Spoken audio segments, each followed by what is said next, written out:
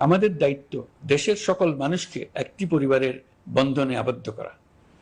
পরিবারে মতভেদ থাকবে, বাকবিতণ্ডা হবে, কিন্তু আমরা ভাই বোন, আমরা বাবা মা, আমরা কেউ কারো শত্রু না। কাউকে তার মতের জন্য শত্রু মনে করব না, কাউকে ধর্মের কারণে শত্রু মনে করব না, কাউকে লিঙ্গের কারণে শত্রু মনে করব না। আমরা সবাই সমান, কেউ কারো উপরে, কেউ কারো নিচে না। এই ধারণা আমরা জাতীয় জীবনের সর্বক্ষেত্রে প্রতিষ্ঠিত করতে চাই। একটা বিষয়ে সবাই জানতে আগ্রহী, কখন আমাদের সরকার বিদায় নেবে? এটার জবাব আপনাদের হাতে। কখন আপনারা আমাদেরকে বিদায় দেবেন?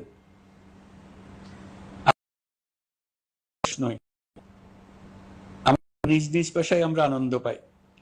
দেশের সংকটকালে ছাত্রদের আহ্বানে আমরা এই দায়িত্ব গ্রহণ করেছি। আমরা সমস্ত শক্তি দিয়ে দায়িত্ব পালন করব। আমাদের উপদেষ্টা মণ্ডলীও